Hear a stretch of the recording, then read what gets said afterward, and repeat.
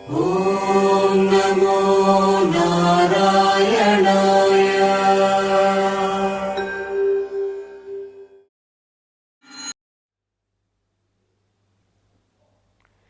నారద మహర్షి మాటలు వినిన అంబరీష మహారాజు నారదునకు నమస్కరించి, మహర్షి, వైశాఖ మాస విశిష్టతను వివరించిన మీకు కృతజ్ఞుడను.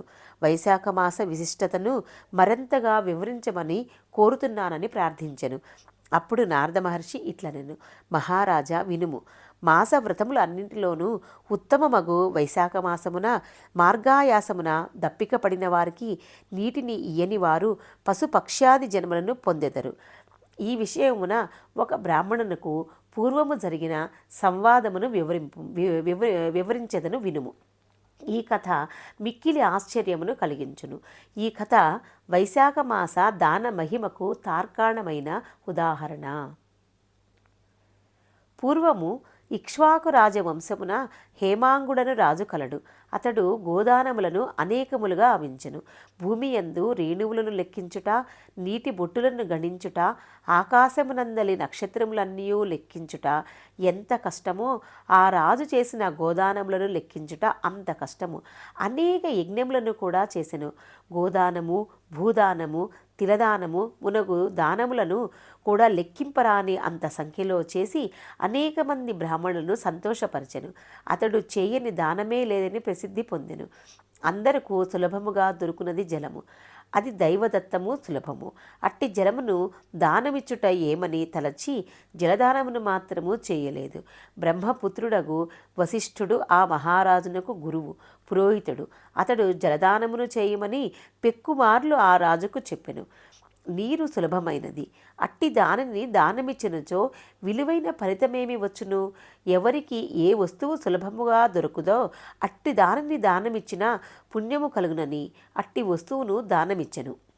అట్లే ఎవరునూ గౌరవింపని వారిని ఆదరించుటయే యుక్తమని తలచి అంగవైకల్యము గల బ్రాహ్మణులను, దరిద్రులను, ఆచారహీనులను ఆదరించి గౌరవించెను. ఆచారవంతులను, పండితులను, సద్బ్రాహ్మణులను ఆదరింపలేదు, గౌరవింపలేదు.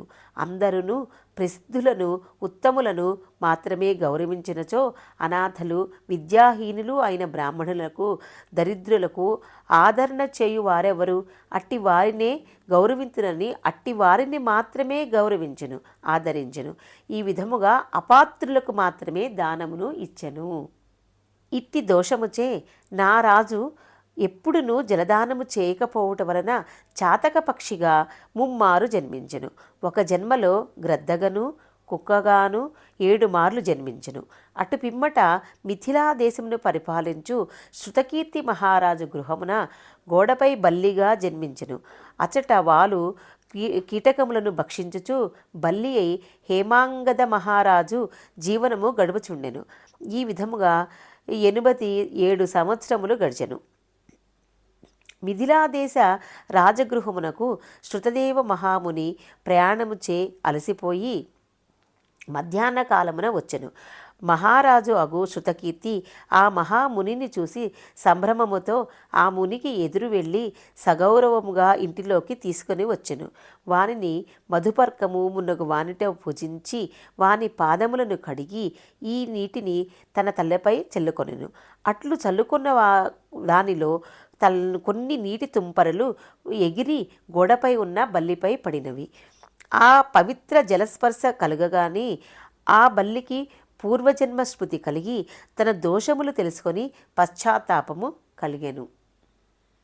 నన్ను రక్షింపుము, నన్ను రక్షింపుము అని మానవుని వలె ఆ మునిని ప్రార్థించెను.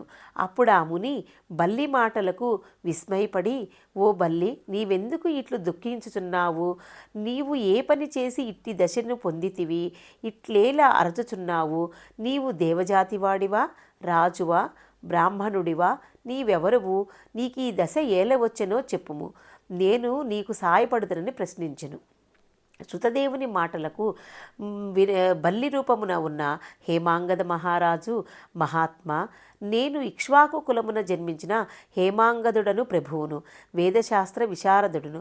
భూమి అందలి ఇసుక రేణువులు ఎన్ని ఉన్నవో, నీటి బిందువులు ఎన్ని ఉన్నవో, ఆకాశమున ఎన్ని నక్షత్రములు ఉన్నవో అన్ని గోవులను అసంఖ్యాకముగా దానమిచ్చి తిని, అన్ని యజ్ఞములను చేసి తిని, చెరువులు మున్నగు వారిని త్రవ్వించి తిని, సర్వ విధములుగా దానములను చేసి తిని, ధర్మముగా రాజ్యమును పరిపాలించి తిని, నేనిన్ని సత్కరములను ఆచరించినను ముమ్మారు చాతిక పక్షిగాను, గ్రద్దగాను, 7 మార్లు కుక్కగాను, ప్రస్తుతము బల్లిగాను జన్మించి తిని, ఈ మహారాజు నీ పాదములను కడిగిన పవిత్ర జలమును తనపై చల్లుకొంచుండగా కొన్ని నీటి తుంపర్లు నాపై పడి నాకు పూర్వజన్మ స్మరణ కలిగినది. నా పాపభారము తగ్గినట్లు అనిపించుచున్నది. కానీ నేనింకను 27 మార్లు బల్లిగా జన్మించవలసి ఉన్నట్లుగా నాకు తోచుచున్నది. నాకు ఈ విధమైన బల్లిగా జన్మ పరంపర ఎట్లు తొలుగునా అని భయము కలుగుచున్నది. నేను చేసిన పాపమేమియో నాకు ఈ జన్మ ఏల కలుగునో ఎరుగజాలను. దయ ఉంచి నాకు ఈ జన్మలు కలుగుటకు కారణమైన పాపమును, ఆ పాపము పో విధానమును చెప్పగోరుచున్నానని ప్రార్థించెను. శృతదేవ మహాముని హేమాంగుని మాటలను తన దివ్య దృష్టితో పరిశీలించి ఇట్లనెను. రాజా, నీవు శ్రీ మహావిష్ణువునకు ప్రియమైన వైశాఖ మాసమున జలమును ఎవరికీ దానము ఇయ్యలేదు. జలము సర్వజన సులభము, దానిని దానమిచ్చుట ఏమి అని తలచితివి. ప్రయాణమున అలసిన వారికి జలదానమైనను చేయలేదు. వైశాఖ మాస వ్రతమును కూడా పాటింపలేదు. హోమము చేయదలిచిన వారు మంత్రపూతముగు అగ్నియందే హోమము చేయవలెను. అట్లు కాక బూడిద మున్నగు వానియందు హోమము చేసిన ఫలితం ఎట్లు కలగను? అట్లే నీవును యోగ్యుడగు వానికి దానమియ్యక అయోగ్యులకు దానమును ఇచ్చితివి. అపాత్రులకెన్ని దానమిచ్చినను ప్రయోజనము లేదు కదా. వైశాఖ మాస వ్రతమును చేయలేదు, జలదానమును చేయలేదు. ఎంత ఏపుగా పెరిగినను సుగంధాది గుణములను ఉన్న ముండ్లు కల వృక్షమును ఎవరు ఆదరింతురు? అట్టి వృక్షము వలన ప్రయోజనమేమి? వృక్షములలో రావి చెట్టు ప్రశస్తమైనది, అందువలన అది పూజార్హమైనది. తులసియు మిక్కిలు పవిత్రమైనదే. ఇట్టి రావి చెట్టును తులసిని వదిలి నాకుడు చెట్టును ఎవరైనా పూజింతురా? అట్టి పూజకు ఫలితముండునా? అంగవైకల్యము కలవారు దయచూప దగినవారు, వారిపై దయచూపుట ధర్మము. కానీ వారు మాన్యులు పూజ్యులు కారు. అట్టి వారిని పూజించుట ఫలదాయకము కాదు. వారిపై దయా జాలి చూపవచ్చును, కానీ గౌరవింప జాలరు. తపము, జ్ఞానము, వేదశాస్త్ర పాండిత్యము, సజ్జనత్వము కలవారు శ్రీ మహావిష్ణు స్వరూపులు. అట్టి వారినే పూజింపవలేను. వీరిలో జ్ఞానవంతులు శ్రీ మహావిష్ణువునకు మిక్కిలి ఇష్టమైన వారు. అట్టి వారిని పూజించినచో తనను పూజించినట్లుగా భావించి శ్రీహరి వరములను ఇచ్చును. కావున జ్ఞానులైన వారు సర్వాధికులు, సర్వోన్నతులు. అట్టి వారిని గౌరవింపకపోవుట వారిని అనగా శ్రీ మహావిష్ణువును అవమానించుటయే అగును. ఈ విధముగా చేయుట ఇహలోకమున పరలోకమున దుఃఖమును కలిగించును. మానవుడు పురుషార్థములను సాధింపవలనన్నచో జ్ఞానుల సేవ, వారిని గౌరవించుట ముఖ్య కారణము. జ్ఞానులు కానివారు అంధులు, ప్రజ్ఞ జ్ఞాననేత్రములు లేనివారు. అట్టి అంధులను ఎంతమంది పూజించినను ఫలితముండునా?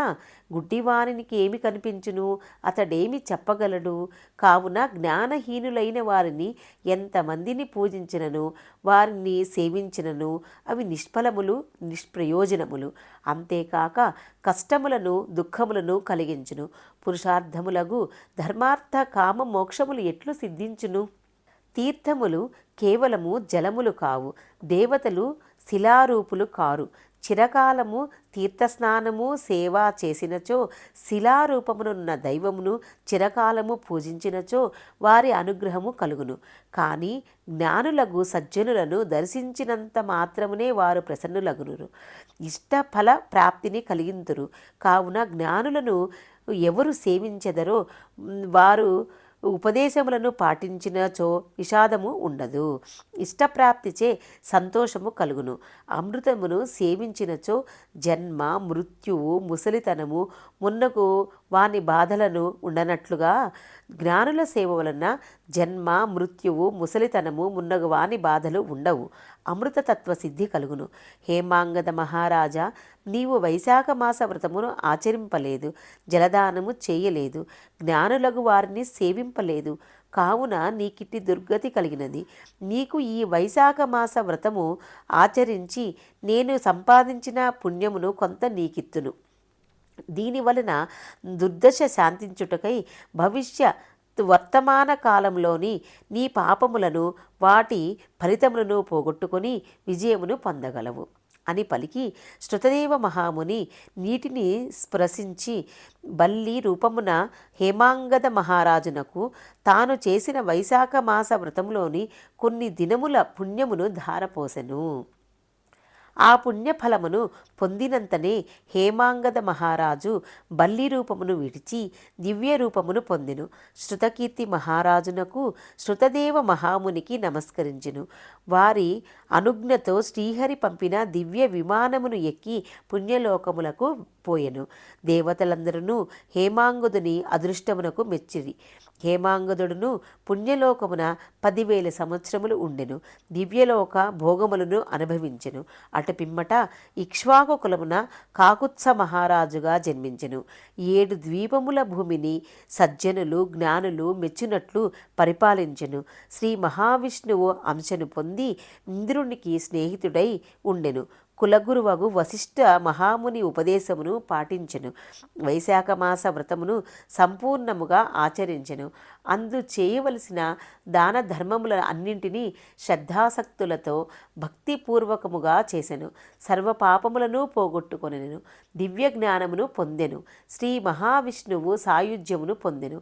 కావున వైశాఖ మాస వ్రతము సర్వపాపహరము, అనంత పుణ్యప్రదము.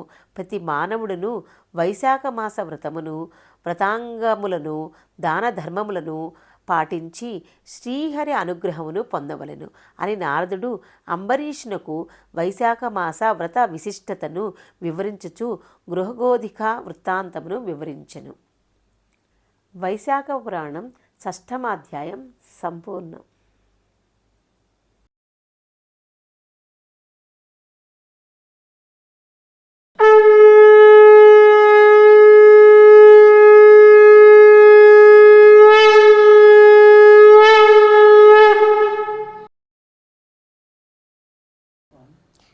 द्वौ भूतसर्गौ लोकेऽस्मिन् दैव आसुर एव च दैवो विस्तरशः प्रोक्तः आसुरं पार्थ मे शृणु।